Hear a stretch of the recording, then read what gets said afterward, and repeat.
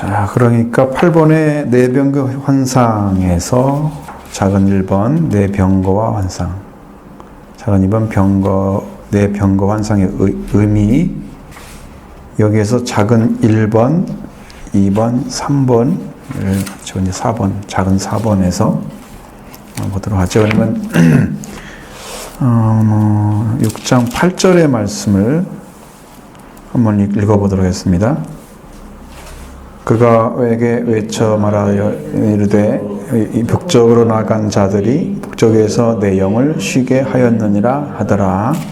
아멘. 바빌론을 멸망시킨 이 흑마, 검은 말이죠. 백마, 흰 말이 하나님의 마음을 시원하게 했다. 여기는 이제 쉬게 했다 그러지만 이제 원어로는 시원하게 했다. 그러니까 이제 뭐냐면은 여러분 심령이 정말 이 말 들으니까 너무 좋아, 막 시원해 이런 거 있죠. 하나님께서 보시기에도 원하시는 대로 심판을 했기 때문에 그 멸망시킨 것을 시원해 하시는 거예요. 여러분 그런 거 있잖아요. 그거 없애야 되는데 못 없애고 계속 있는 거 있죠. 그걸 없애버리면 어때요? 속이 시원하죠. 정말 그런 거와 똑같아요. 하나님께서 사람들의 생명이 귀하기 때문에 악을 지금 보고도 놔두시잖아요, 현재. 근데 그것이 하나님께서 보시기에 사람들이 잘하고 있기 때문에 놔두는 게 아니고 거기에 꼭 필요한 사람들이 있기 때문에 그래서 놔두는 거예요. 그걸 뽑다가 가라지 뽑다가 곡식도 뽑을까봐 염려가 돼서 그걸 못 하시고 그 가라지 사이에 이제 곡식이 자라게 하시잖아요. 그러니까 그런 것은 차이가 너무 큰 거예요. 그 말씀으로 보면 그런 걸 보셔야 돼요. 지금 그러고 있는 거예요. 하나님께서 우리에게 지금 그런 상태를 두고 있는 거다. 이렇게 보시면 그래서 뇌병거들은 하나님 백성이 거주하는 땅을 두루 다니면서 살펴보고 있었죠. 그리고 북쪽으로 나간 병거들은 하나님의 영이 그곳에 머물도록 하십니다. 그러면 뭘 할까요?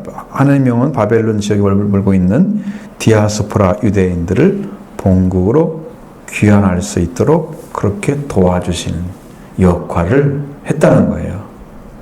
이 영들이 가서 그리고 어느 정도 경제적으로 안정된 위치에 있었기 때문에 그들은 현실에 안주하려고 했습니다. 그러나 하나님은 그들이 본국으로 돌아가도록 이끌어 가시는데 역사의 새로운 지역이 되도록 그렇게 해서 인도를 해주시는 거예요.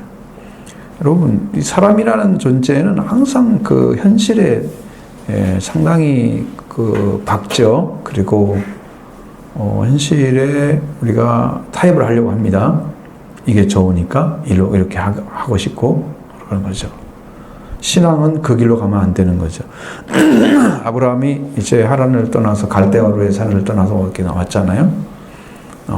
원래는 이제 갈대아에서는 대장장이처럼 하여튼 우상을 만드는 사람이었단 말이죠. 그래서 돈이 굉장히 잘 벌렸어. 그러니까 하나님께서 거기서부터 그를 끌어가지고 하란에 놓고 하란에서 다시 끌어서 가나안 땅으로 들어가는 길을 열어놓은 거예요.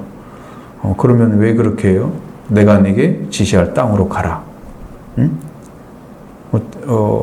그것은 아브라함이 갈 바를 알지 못하고 여호와의 말씀 따라 갔지만 나중에 도착해 보니까 어디가 나왔어요? 가나안 땅이 나왔단 말이에요. 창세기 12장에 딱 그렇게 나온단 말이에요. 그러니까 지금 현실에 딱 부딪혀가지고 현실의 문제를 해결되면 거기서 안주를 하려고 그래. 많은 사람들이 어디로 돈을 벌러 갔다가 거기 잘 되면 거기서 계속 살 거예요. 하나님 뜻과 상관없이. 잘 되게 하면 이건 하나님의 역사 아니라 사탄의 역사인 거죠.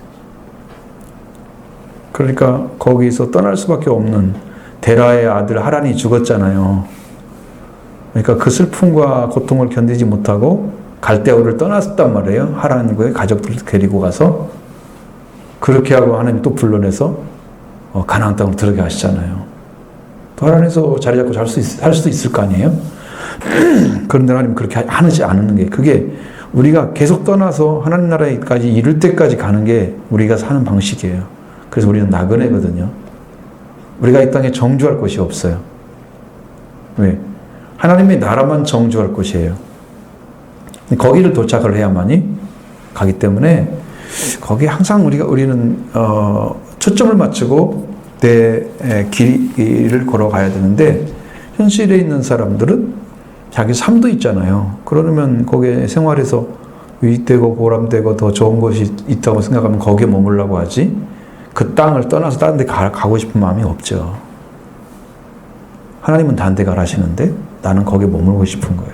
타협하는 거죠, 현실에. 그것을 깨트리는 것이 신앙이에요. 그것을 현실에 안주하지 않고 하나님 나라에 달려가도록 역사하시는 하나님의 영이 일을 하시도록 그렇게 하시는, 우리를 붙잡고 계시는 거예요. 그러니까 거기에 순종하면 반드시 이루어지는 것이죠. 하나님 나라, 하나님의 역사와 은혜가 거기에 임하고 그 일로 또 새로운 역사를 행하고, 그게 우리가 할 일입니다. 이쪽으로 온 것이 이제 벌써 10년이 됐잖아요. 10년이 넘었잖아요. 그쪽에 10년이 있었고, 이제 새로운 10년을 또 맞이해서 해야 될 일이 있단 말이에요. 올해부터는 제대로 좀 해야 돼요. 이렇게 이제 안주를 하면 안 돼. 현실적으로. 성경에 보면 에스겔 환상이 나오죠. 마른 뼈 현상 37장에서 우리 뼈는 말랐고, 그들은 뭐라고 얘기하냐면 우리 뼈는 말랐고 우리의 소망이 없어졌으니 우리는 다 멸절되었도다. 에스겔 37장 11절의 말씀처럼 이스라엘 백성들이 절규를 하고 있는 거죠. 왜? 그 현실적으로는 거기가 좋지만 실제로는 거기에 바벨론은 뼈만 있는 곳이란 말이에요. 그것도 죽어 있다는 얘기죠. 뼈만 존재하는. 그 백성들을 하나님의 영이 그들의 바벨론의 무덤을 열고 이스라엘 땅으로 교환하게 만들어 주시는 거죠. 그 역사를 하나님이 진행하고 계셨다. 근데 하나님의 영은 백성을 이끌어서 새로운 역사를 이뤄내도록 도우시는 창조의 영으로 역사하고 계셨다. 가만히 있다는 것은요, 이게 하나님의 영의 인도 못 받고 있는 거예요. 우리 영이 뭔가 새로운 게 보여지고 믿어지고 하나님의 영 도움이 역사가 있고 우리가 해야 될 일이 있고 우리가 열정을 가질 일이 있고 막 이렇게 해야지 하나님 일을 하시고 계시는 거예요. 그러니까 같이 불이 붙어야 돼. 이제 그런 신앙으로, 말씀으로 이렇게 세워져야 됩니다. 그렇게 가기를 원합니다. 자, 5번 보겠습니다. 제국의 흥망성쇠가 하나님의 주권 안에 있다는 거예요. 바벨론 누가 세우고 누가 무너뜨리는 거 하나님이 하시는 거죠. 마지막 환상은 승리의 어조로 끝납니다. 이거 렉스 메이시라는 사람이 이렇게 말을 했습니다. 그것은 마치 우리가 모든 긴장과 갈등이 해소된 연극의 마지막 장으로 인도된 것과 같다. 바벨론은 심판을 받았으며 포로들은 해방되었다. 포로들이 해방되었다는 거죠. 그래서 승리의 태양이 치료되기 위해서 떠올랐다는 말라기 4장 22절의 말씀과 같이 그들이 이제 살아 움직여서 이스라엘 백성들이 바벨론에서 떠나서 하나님의 약속의 땅으로 가기 시작하는 거죠. 그리고 이제 그들에게 필요한 것은 옛날 다윗과 같은 왕이 필요하고 새로운 왕국이 필요하잖아요. 이제 그래서 새로운 왕조가 태어나야 되고, 그런 때가 이제 와야 되는 거죠. 아직은 이제 안 되고 있지만, 또 전슨이라는 그 사람 뭐라 하냐면 내 영이 네 개란 말, 지금 그 말이 내신 것처럼 그 영으로 지금 본 거죠. 여호와의 영이 북쪽으로 간 영도 여호와의 영이다. 그러니까 그 존재들이 보여지는 부분만 중요한 게 아니고 그들이 하고 있는 일은 하나님의 영의 역사를 하고 있다는 거예요. 말이지만 그 마음을 시원케 했다는 말은 안정하다는 의미에서 안식하게 되었다라는 뜻으로 해석을 합니다. 그래서 쉬게 하였느니라라고 이렇게 해석을 하는 거예요. 이것은 여호와의 능력이 북쪽에 있는 세계적인 강대국의 한가운데 활동하고 계심을, 그리고 존재하고 있다는 것을 있다는 믿음을 증거하는 것입니다. 하나님이 거다운 건데서 일을 하시면서 하나님이 원하는 뜻을 성취하면 하나님이 그걸 기뻐하시죠. 그 일이 지금 바벨론 안에서 이루어져 가고 있다. 그러면 세계의 혼돈과 파멸의 근원이 되는 바로 그곳에 온 세상을 다스리는 능력이 있다는 거예요. 사람들이 여러분 세상이 좀 어지럽잖아요. 여러분 보시기에는 지금 하나님이 일하고 계신 것 같아요? 아닌 것 같아요? 세상이 다 혼란스럽잖아요. 세계 전체가. 근데 그 중에서 하나님의 역사를 어떻게 찾아내요? 그 복잡하고 어렵고 아주 매우 혼란스러운 그런 모습에서 어떻게 찾아낼 수 있냐는 거예요. 하나님의 역사를. 근데 그 가운데 일을 한다고 하면 여러분들이 이제 만약에 우리가 하나님께서 여기를 오셔서 필요한 사람, 당신이 세워야 할 사람 딱 세워가지고 일을 시키고 나머지는 아니라고 생각해 보세요. 뭐 세상에 수없는 교회가 있잖아요. 뭐 한 교회만 있는 게 아니잖아요. 그 중에 하나님께서 필요한 교회가 있겠죠. 딱 세워서 나머지는 아니라고 하면 어떻게 할 거예요? 너무 혼란스러워. 지금 영적 세계가. 지금 교회도 혼란스러워. 왜? 못 모이는 교회들이 엄청나게 많고 안 되는 교회가 너무 많고 지금 예배도 못 드리는 교회가 너무나 많고 이제 목회자들도 이중직 안 하면 안 될 정도로 지금 수없는 사람들이 이중직에 지금 들어가 있어요. 두 개의 직업을 갖지 않으면 안 될 정도로. 목사직 하나로는 안 된다고 말이야. 목사직 하나만 가지고는. 응? 자, 이런 상태가 되어지고 뭐 어떤 교회는 이제 이럴 때도 부흥하는 교회도 있을지 모르죠. 근데 문제는 이때 하나님께서 우리를 들어서 딱 세우셔가지고 하나님께서 사용하겠다고 딱 세우시면 이 혼란 중에서 세워지는 교회가 되는 거예요. 그것이 이제 우리 성경에서 말하는 것처럼 이제 서문화교회 같은 그런 하나님께서 세우는 교회, 영적으로 하나님께서 세워진 교회, 하나님의 뜻을 성취하는 그런 교회가 되어져야 되겠죠. 그러니까 잘 보셔야 됩니다. 세계에 혼돈되고 이런 파멸의 근원이 되는 이러한 바로 그 이 세상에 있는 그곳에서도 하나님의 능력은 역사하고 있다. 사람들 보기에는 이게 무슨 하나님 역사가 있어 이렇게 무시하는데 그 가운데 하나님이 일하고 계신단 말이에요. 지금도 우리가 혼란스러운 거예요. 그래서 하나님의 일인지 아닌지가 구분이 못 되면 영적으로는 그게 분별이 된다고 말씀하고 있잖아요. 근데 그걸 분별을 못하면 세상과 똑같이 살아갈 수밖에 없는 거예요. 얼마나 무서운 이야기예요. 크리스찬이 기독교 크리스찬이라는 예수를 믿는 사람이라는 존재가 세상 사람과 똑같은 차원에 살고 있다면 뭘 교회를 왜 다녀요? 그거. 주님이 나온 것도 없는데. 에? 그 믿음이 아무것도 아니잖아요. 우리가 분명히 찾아야 된단 말이에요. 이런 상태가 아닌 거죠. 우리 주님이 말씀하시는. 그래서 일단 성경에 잘 알 수 없는 그런 비유적인 것들, 환상들만 잘 해석이 되면 이제 성경을 모를 것이 없습니다. 다 이렇게 다 열려지게 돼 있어요. 바로 기독교 신앙에 따라서 하나님의 영은 그가 원하신다면 크렘린과 펜타곤 가운데서도 안식할 수가 있다는 거죠. 크렘린 궁이나 펜타곤이지 알죠? 미국의 국방성 세계를 움직이는 그런 곳에서도 하나님은 계시서 일을 할 수 있다는 거예요. 응? 하나님께서 뭘 못하십니까? 다 움직입니다. 지금도 그 일을 다 하고 계십니다. 그래서 왜 그렇게 하실까? 성경이 뭘 대답하고 있냐면 하나님께서는 온 세상의 주라고 말씀하셨기 때문입니다. 온 세상의 주이시기 때문에 그렇습니다.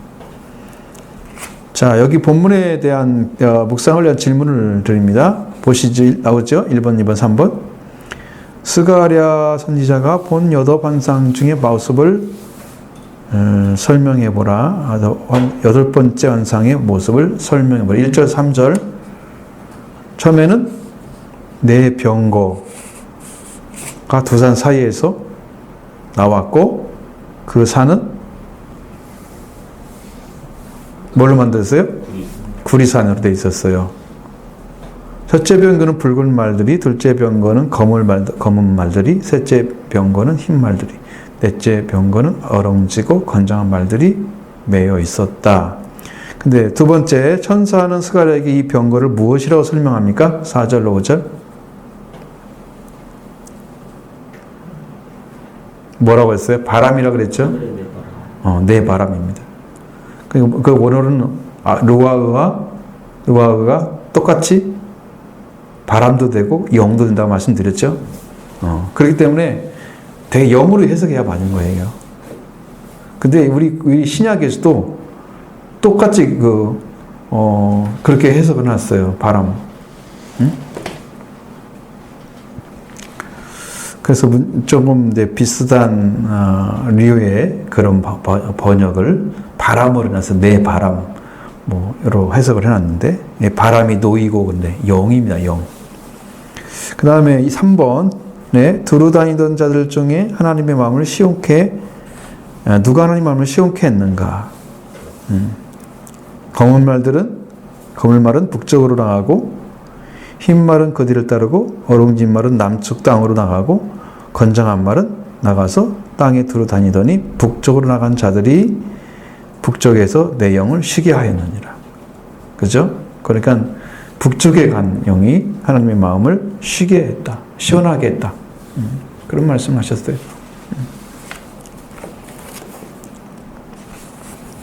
자, 그 다음에 이제 여호수아의 대관식 큰 3번입니다.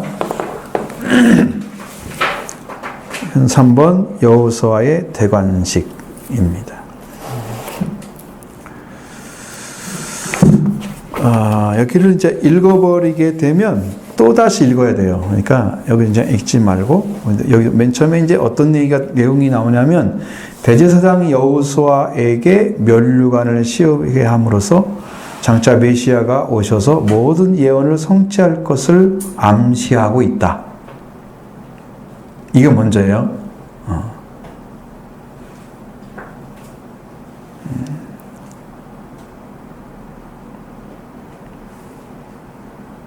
그리고 성전이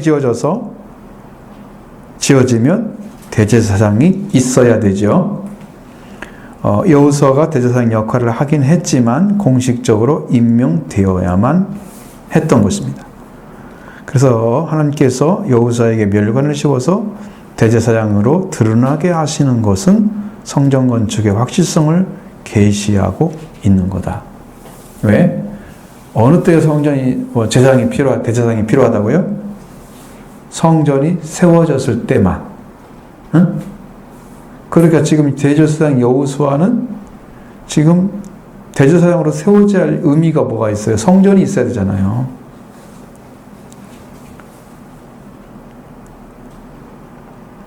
그래서 하나님께서 여호수아에게 면류관을 씌워서 대제사장으로 드러나게 하시는 것은 성전 건축에 대한 확실성을 계시하고 있는 거다.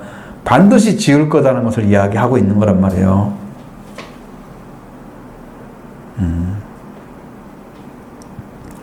헬다야와 도비야와 여다야에게 은과 금을 취하여서 면류관을 만들라는 것은 당시 유력 인사들에게 인정받는 제사장임을 시사하는 것이다.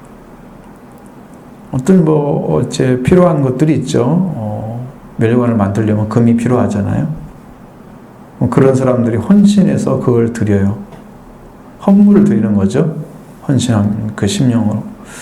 그러면 그걸 가지고 면류관을 만들어서 대제사장을 세운단 말이에요. 그럼 다른 사람 볼 때도 대제사장 맞아, 훌륭한 하나님 앞에 세워진 자야. 인정받을 수 있어야 되죠. 그분도 동시에 그 사람들도 인정해줘야 되겠죠. 금을 바쳤던 사람들도 이제 이것을 생각해 보라는 거예요. 지금. 자, 그러면 작은 1번 봅니다. 여호수아에게 면류관을 씌우도록 명령한다. 자, 9절부터 11절의 말씀을 보도록 하겠습니다. 6장 9절 11절. 여호와의 말씀이 내게 임하여 이르시되 사로잡힌 자 가운데 바벨론에서부터 돌아온 헬데와 도비야와 여다야가 스바냐 아들 여호수아의 집에 들어갔더나니 너는 이날에 그 집에 들어가서 그들에게서 받되 은과 금을 받아 멸관을 만들어 여호사닥의 아들 대제사장 여호수아의 머리에 씌우고. 아멘. 자, 분명히 이제 멸관 만들어서 씌우라고 하셨죠.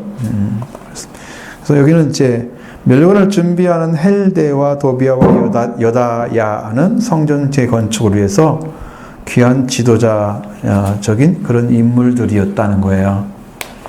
여러분, 뭐 여기 이제 100부장이 세웠다면 이제 10부장 50 있어야 되잖아요. 그런 분들처럼 그렇게 지도자급에 조금 있는 사람들이 이제 이렇게 헌신하도록 했죠. 그러면 주님께 쓰실 멸관을 위해서 은과 금을 내놓으면서 헌신하는 자들.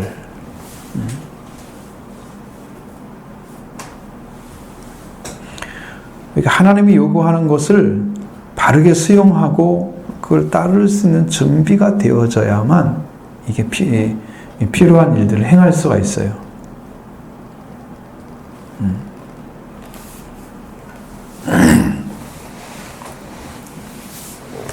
참 어렵더라고요. 교회를 지어보니까 참 어렵더라고요. 그렇게 되지가 않으니까 어려운 거죠.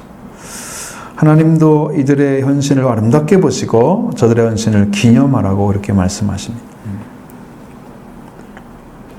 우리 헌신한다고 하는 것은 하나님이 우리를 받으셔야만 되는 것입니다. 그러려면 하나님에 대한 그 신앙이 신실해야 되죠. 그 믿음이 신실하셔야 됩니다. 왜냐하면 관계성이라는 것은 반드시 서로 인정이 되어야만 관계성이 성립이 되는 거예요. 혼자만 잘해서 안 되죠. 혼자만 헌신한다고 가정이 이루어지나요? 생활도 안 이루어지잖아요. 어떤 것도 똑같은 의미이지만 특별히 이제 하나님과 관계에서 하나님이 이걸 요구하시는데 사람이 거기에 맞춰서 하나님께 순종하고 헌신하게 되면 그 하나님과 관계성이 이루어지잖아요. 거기서부터 헌신이 시작되는 거예요. 하나님을 진실한 신앙으로 참 그분을 의지하는 믿음이 전제되어야만 그게 되는 거예요. 그러니까 우리의 믿음이 약해지거나 작아지면 우리는 그걸 못하게 되죠. 그러나 충분해지고 강해지면 내 하나님께서 나를 지키시고 보호하신다는 것을 충분히 믿고 의지하기 때문에 나를 헌신해 하나님께 영광 올려드리기를 소망하죠. 그렇게 이루어지는 거예요. 교회는. 그 헌신이 따라와야 돼요. 같이. 꼭 물질만 헌신이 아니고 그러한 심령이 같이 와야 된다는 거예요. 그리고 헬데는 나의 생명이라는 뜻입니다. 만약 이 이름을 여호와 나의 생명이라는 의미로 해석을 한다고 한다면 헬데야, 도비야, 여다야, 요시야 이 네 사람의 이름 모두 여호와의 이름과 깊은 연관성이 있다고 볼 수도 있습니다. 그러면 이 같은 용법은 포로에서 교환한 자들의 정통성을 확인시켜 주는 것이고, 그리고 그들이 성전 건축을 위해서 제공하는 재물이 적합하다는 것을 알게 해 주고 있는 거예요. 이 귀환자들의 등장은 6장 8절의 하나님의 영의 안식의 결과로 바벨론 포로에서 귀환이 이루어졌다는 것을 시사해 주고 있습니다. 자, 도비야는 무슨 뜻입니까? 그렇죠. 여다야는 하신다. 요시야는, 스바냐는 소중히 여기셨다. 다 이렇게 지금 하나님과 관계되어 있잖아, 이름이. 그렇습니다. 그래서 이렇게 하나님께 헌신되어진 사람이 돌아온 거죠. 하나님의 영의 안식을 이제 시켜줄 수 있고 시켜드리고 돌아온 바벨론에서 포로에서 귀환이 이루어진 사람들이죠. 근데 이게 멸관을 여호수아에게 쓰우는 것은 왕이 메시아이신 메시아의 대관과 통치를 예표하고 있습니다. 왜? 예수님이 왕 같은 제사장이 왕가의 제사장이세요. 그렇기 때문에 그런 거예요. 예수님이 그걸 이루셨어요.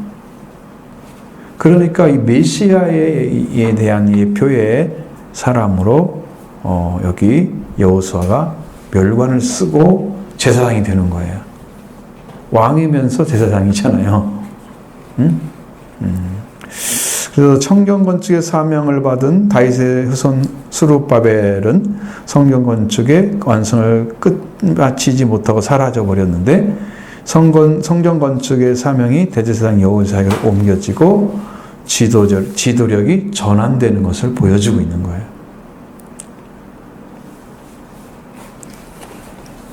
자, 2장 2번 작은 2번 대관식의 의미 12절부터 15절의 말씀 보시겠습니다. 말하여 이르기를 만군의 여호와께서 이같이 말씀하시되 보라 싹이라 이름하는 사람이 자기 곳에서 돋아나서 여호와의 전을 건축하리라. 그가 여호와의 전을 건축하고 영광도 얻고 그 자리에 앉아서 다스릴 것이요 또 제사장이 기절을 지켜 자리에 있으리니 이 둘 사이에 평화의 은원이 있으리라 하셨다 하니라. 그 멸관은 헬렘과 도비아와 에드에디와와 스바냐 아들 헨을 기념하기 위하여 여호와의 전 안에 두라 하시니라. 먼데 사람들이 와서 여호와의 전을 건축하리니 만군의 여호와께서 나를 너희에게 보내신 줄을 너희가 알리라. 너희가 만일 너희의 하나님 여호와의 이름 말씀을 들을진대 이같이 되리라. 아멘. 자, 성전 건축하는데 사용된 이름 싹이죠. 순이라는 이름. 다른 성경은 가지라고 되어 있죠. 조그마한 가지를 의미하는 거예요. 그래서 뭐 싹이라 순이라 이렇게까지 이제 얘기하는 건데 여기 메시아 시대에 성전을 건축할 사람으로서 스룹바벨을 가리켜서 이렇게 이야기합니다. 스룹바벨.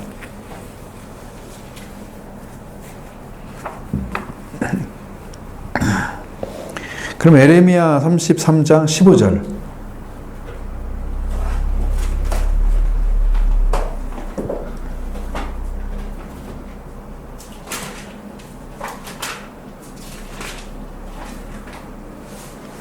같이 봅니다. 그날 그때에 내가 다윗에게서 온 공의로운 가지가 나게 하리니 그가 이 땅의 정의와 공의를 실행할 것이라. 아멘. 이게 지금 그때는 스룹바벨을 가리키지만 사실은 메시아가 이렇게 성전을 완성하실 것을 이야기하시는 거예요. 오셔서. 사실은 지금 완성됐지만 지금 여기는 예언의 말씀이잖아요. 그래서 그날에 다윗에게 이 공의로운 가지가 나게 하신다고 그랬죠. 바로 메시아를 가리킵니다. 이 땅에서 공의와 정의를 행하시는.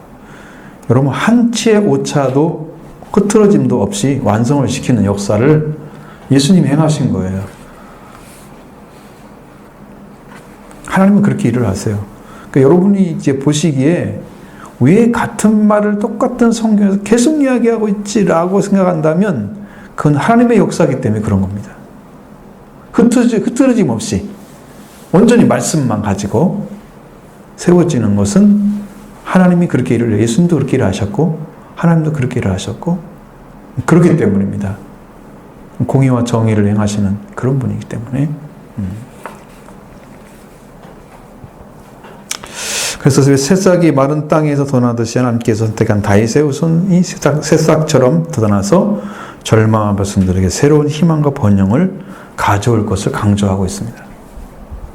그럼 예수님도 그렇게 하셨습니다. 우리에게 오셔서 맨 처음에 태어나실 때는 강보에 쌓여서 그 구에 누인 그 표적이 있는 거기 하나님 나라가 임재했잖아요. 거기에서 하나님 일을 시작하겠잖아요. 그러니까 보기에는 어떻게 해요? 아무것도 아닌 것처럼 보였겠죠. 그리고서 32년, 3년 흘러갔잖아요. 30년 가까이 흘러갔죠. 그렇게 하고서 이제 예수님이 세워져가지고 성전을 완성하시는 거죠. 자기가 죽고 부활한 그 자체가 성전이라고 말씀하셔서 자기 육체를 가리켜서 예수님의 육체가 성전이셨어요. 그걸 행하시는 거죠. 절망의 백성들이 예수님이 죽음에서 부활되신 것을 통해서 엄청난 희망을 갖게 되는 거예요. 그것은 그 당시에는 그렇겠지만 세월이 흘러가면 그 예수님의 부활되심도 다 잊어버리겠죠. 전해지고 또 전해질 수 있겠지만, 그래서 지금은 성령으로 오셔서 예수님의 부활을 경험하게 하시면 그때 경험과 똑같은 경험을 하게 되는 거예요. 동일하게. 그 일이 지금 이루어졌고, 우리 가운데 지금 이루어가고 있습니다. 작은 2번, 싹 수는 왕권과 제사장직을 동시에 수행할 메시아를 상징한다.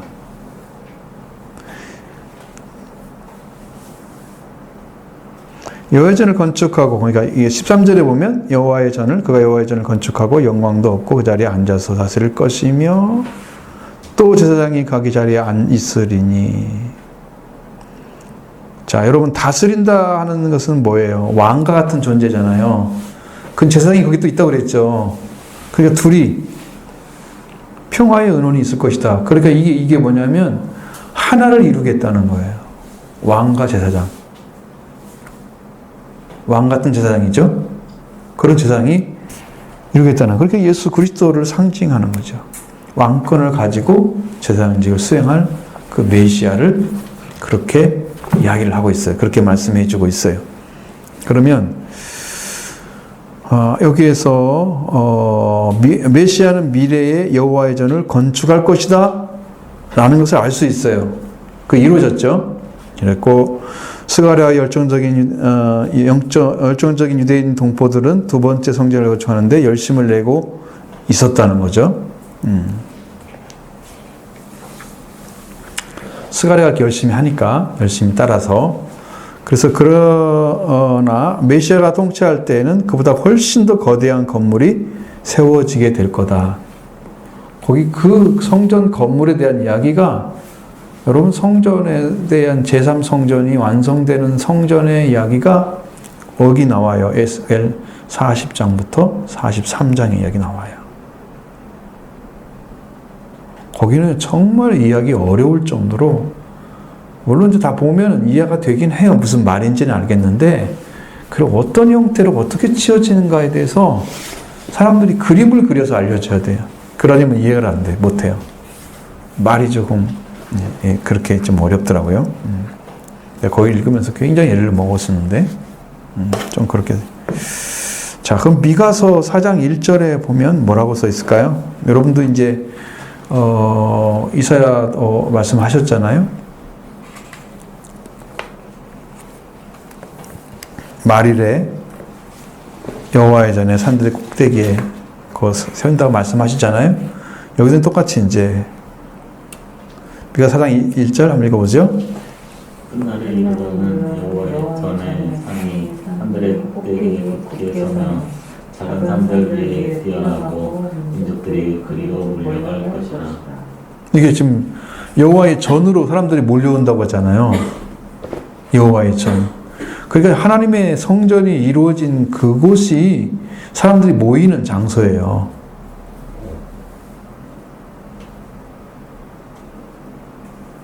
그곳이 모이는 장소예요. 여호와의 전이 이루어지는 곳. 그럼 여호와의 전이 어디에 이루어졌어요?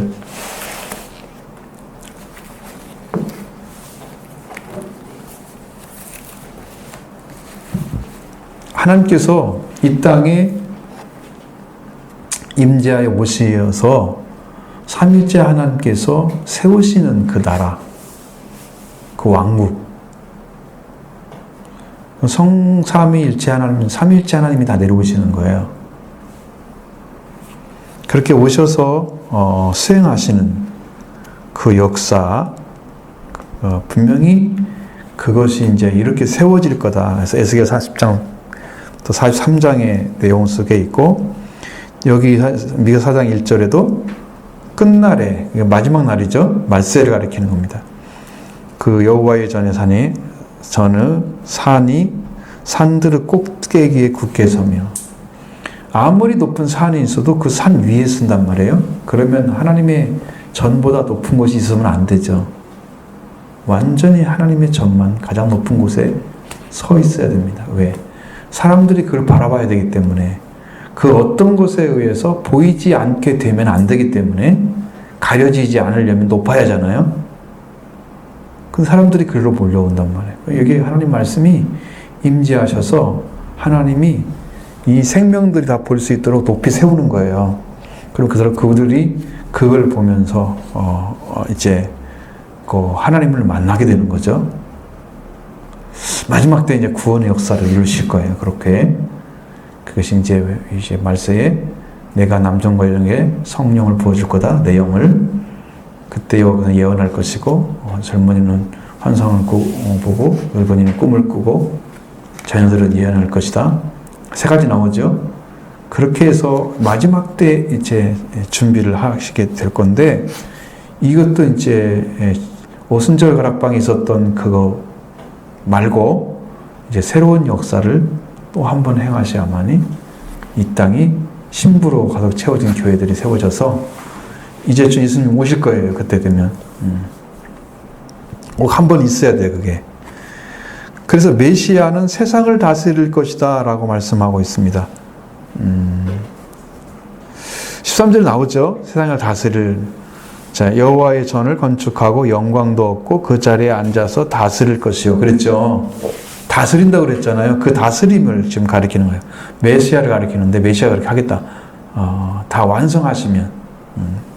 우리 교회도 이제 지성소를 지으라 하시면, 하나님께서 여기서 일을 하시려고 하면 이제 우리가 깨어 있어야 돼요. 제가 할 일이 많아요. 찬양만 만드는 게 또 중요한 게 아니고, 제가 할 일이 많아요. 이제 눈코 뜰 새 없이 바쁠 것 같아요. 하나님께서 역사하기 시작하시면 지금보다 더 강력한 말씀으로 붙들어 주실 거고, 교회는 이제 희망에 차 있을 것입니다. 영적 회복의 역사를 일어나게 하실 거예요. 그리고 영광은 하나님의 또는 왕의 강체를 나타내는 말인데, 이 두 가지 속성 모두가 거룩하신 왕이신 메시아에게 적용되는 말입니다. 그러니까 영광이라는 것도, 영광 자체가 거기 그 빛이 와야 하잖아요. 빛이, 영화스러운 빛이 와야 하잖아요. 영광이라는 말은 높은 위치에 있는 존귀한 존재에게서 나오는 거예요. 하나님이 영광스럽다.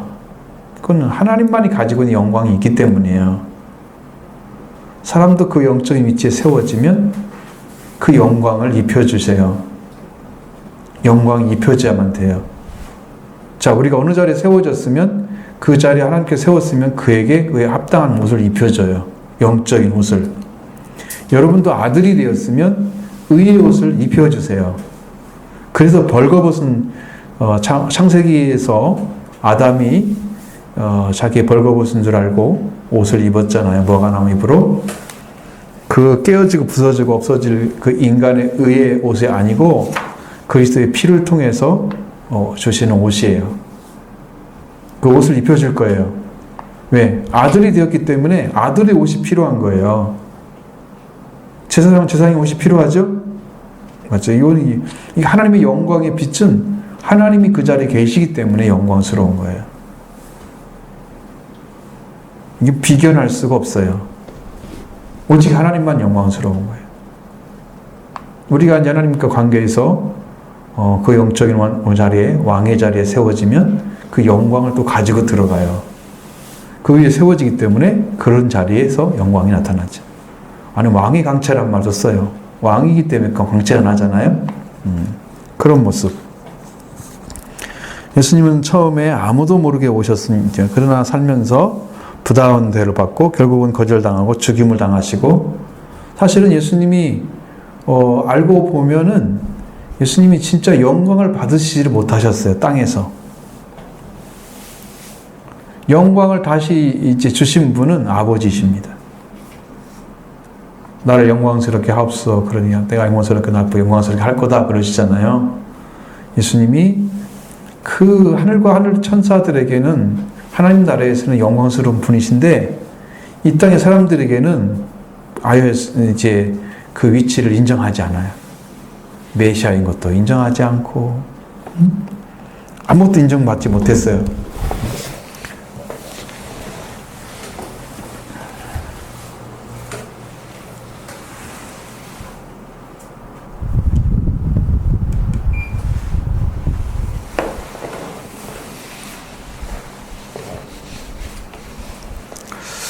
그렇게 하신 분이신데,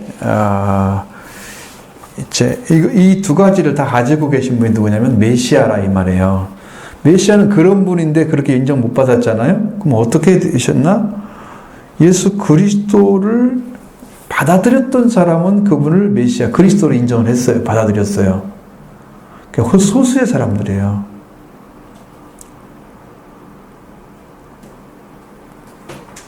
한국처럼 뭐 기독교와 용서해도 구원받은 사람은 소수예요. 극소수예요. 그러니까 많은 분들이 이제 교회를 열심히 다녔으니까 구원받을 거라고 그렇게 생각을 하는데 저는 아닌 것 같아요. 아무리 봐도.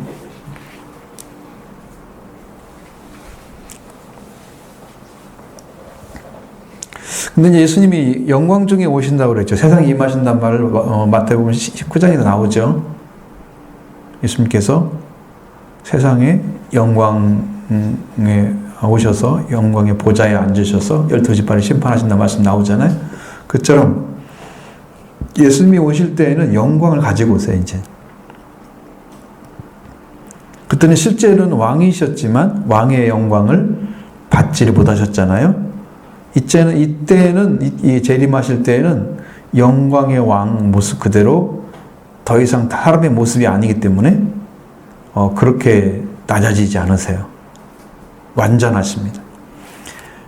그분이 영광 받으시기 합당하신 분인 것을 알고 존귀와 영광 올려드리는 거예요. 이제 그때는 지금은 그걸 못하고 있잖아요. 그래서 우리 안에서 예수님이 영광을 받으시면 여러분이 구원이 완성된 거예요.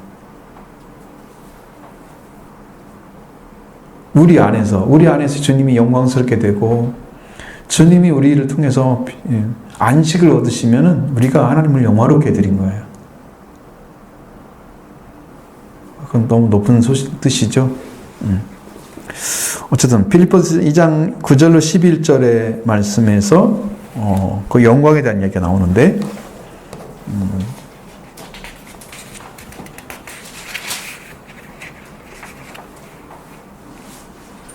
그죠? 이러므로 하나님이 그를 지극히 높여 모든 이름 위에 뛰어난 이름을 주사 하늘에 있는 자들과 땅에 있는 자들과 땅 아래에 있는 자들로 모든 무릎을 예수의 이름에 꿇게 하시고 모든 입으로 예수 그리스도를 주라 시인하여 아버지 하나님께 영광을 돌리게 하리라. 아멘. 자, 여기에서 분명히 말씀하고 있어요. 예수님의 이름이 높아졌죠. 뛰어난 이름이라는 것은 사람들이 볼 때 이제 아주 가장 품격이 있고 고상한 이름을 가리키는 거예요. 누구도 그 이름을 흉내낼 수가 없는, 그 이름을 함부로 부를 수가 없는 그 높은 이름을 예수님이 얻으신 거예요. 그리고 예수의 이름 앞에 무릎을 꿇게 하시는 것은 모든 사람들 위에 존재하시도록 세워지신 거예요. 왜? 가장 낮은 자리에 서셔서 아버지 뜻을 이루었기 때문에 예수님이 이제는 그때는 종으로 보이셨지만 이때는 주로 세우시는 거예요. 그 차이예요. 너희 안에 그리스도 예수 마음을 품으라 그러잖아요. 그렇게 해서 예수님이 종의 모습으로 나타나서 종이 되신 것처럼 사셨지만 그렇게 나셨지만 나중에는 주가 되시는 거예요. 그분이 그리스도이셨는데 그분이 그리스도의 기름 부음 받은 자로서 세워져서 이를 다 수행하시고 그분이 주라는 사실, 주가 여호와 하나님 가리키잖아요. 그 하나님과 똑같은 자리에 사실은 이제 그 하나님과 예수 그리스도가 동일한 한 분이시거든요. 그런 위치에 세우시면서 가장 높은 이름을 얻으신 거예요. 그 다음에 보좌는 새 성전 안에 있을 것이다 그랬습니다. 에스겔이 묘사한 것처럼 미래의 제단은 그 지성소 안에 언약궤가 없는 것이 특징이다. 메시아가 여러분이 예전에 성경에서 보면 그 언약궤가 항상 그 가운데 있었죠. 근데 이제 없는 거야. 그 언약궤가. 메시아 왕국에 언약궤가 필요 없는 이유가 뭐냐면은 하나님이 친히 메시아 안에 우리와 함께 계시기 때문에 성전 안에서 거룩한 곳에서 그를 다스리고 있을 것입니다. 그러니까 그분이 계시니까 그를 상징하는 메시아를 상징하는 그 언약궤가 필요가 없었던 거예요. 그리고 그 세 가지가 다 이루어졌어요. 아론의 쌍난 지팡이는 성령을 가리키는데 이게 새 찬송을 가리켜요. 새 노래. 만나 예수 그리스도를 가리키잖아요. 십계명 하나님 가리키잖아요. 근데 다 이제 삼일째 하나님이 다 이것을 예수 그리스도 한 분이 이걸 다 이루셨어요. 그래서 언약궤가 더 이상 필요하지 않고 언약궤이신 하나님이 같이 오셔서 그냥 거기 계시기 때문에 다스리고 계시기 때문에 이제 그게 필요가 없는 거죠.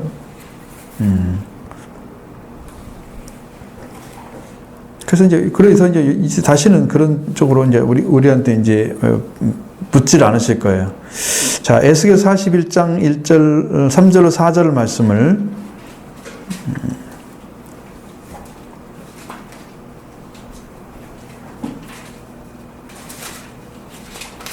여기에 보면은 지성소에 대한 이야기 잠깐 나오나 지성소라는 형태를 지금 이렇게 만들어 놨어요. 에스겔 41장 3절로 4절 그가 안으로 들어가서 내전문 통로의 벽을 측량하니 두께는 두 척이 문 통로가 여초척이요 문 통로의 벽의 넓이는 각기 7척이며 그가 내전을 측량하니 길이는 20척이요 넓이는 20척 그가 이르되 이는 지성소니라 하고 지성소라고 그랬잖아요. 넓지요. 성소가 엄청 넓어요.